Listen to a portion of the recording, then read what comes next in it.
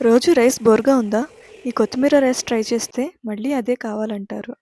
15 నిమిషాల్లో చాలా స్పెషల్‌గా, క్విక్‌గా ఇలా చేయండి. చాలా బావుంటుంది. ముందుగా మిక్సీ జార్‌లో ఒక కొత్తిమీర కట్ట, 2 టొమాటాలు, ఒక 3 పచ్చిమిర్చి వేసి చక్కగా గ్రైండ్ చేసుకోవాలి. ఇదే మన డిష్‌కి మెయిన్ ఇంగ్రీడియెంట్. కుక్కర్‌లో 2 టేబుల్ స్పూన్ నూనె వేసి వేడి చేయాలి. ఆ తర్వాత తరిగిన ఉల్లిపాయలు వేసి లైట్‌గా వేయించాలి. ఆనియన్స్ మెత్తగా అయ్యి పచ్చివాసన పోయేంత వరకు చక్కగా వేయించుకోవాలి.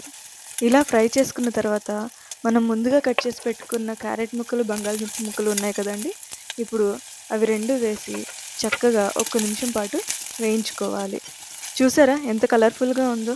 ఇలా ఫ్రై అయిన తర్వాత మనం గ్రైండ్ చేసి పెట్టుకున్న కొత్తిమీర పేస్ట్‌ని కూడా వేసి ఒకసారి కలయబెట్టుకోవాలి.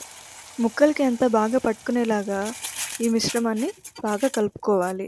అలా కలుపుకొని ఒక 2 నిమిషాల పాటు మూత పెట్టి ఉడికించుకోవాలి. ఇక్కడేనండి మనకు అసలైన మ్యాజిక్ టేస్ట్ వచ్చేది. ఇప్పుడు కుక్కర్ మూత తీసి ఒకసారి బాగా కలుపుకోవాలి.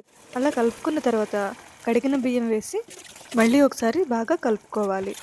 స్టవ్ అనేది హై ఫ్లేమ్‌లో పెట్టుకొని బాగా కలుపుకోవాలి. ఎక్స్ట్రా వాటర్ ఏమైనా ఉంటే అవి ఎవాపరేట్ అయిపోతాయి.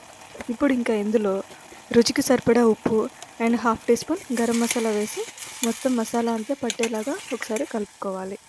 ఇప్పుడు ఇందులో బియ్యానికి సరిపడా నీళ్లు పోసుకొని ఒకసారి బాగా కలుపుకోవాలి. అలా కలుపుకున్న తర్వాత కుక్కర్ మూత పెట్టేసి 3 విజిల్స్ వచ్చేంత వరకు బాగా ఉడికించుకోవాలి. అంతేనండి. ఎంతో సింపుల్‌గా ఇంట్లోనే ఉండే ఐటమ్స్‌తో ఎంత చక్కగా ఫ్లేవర్ రైస్ చేసుకోవాలో చూశారు కదా! ఈ రెసిపీ మీకు కూడా నచ్చిందనుకుంటున్నాను. నచ్చితే లైక్ చేసి షేర్ చేయండి. Thank you.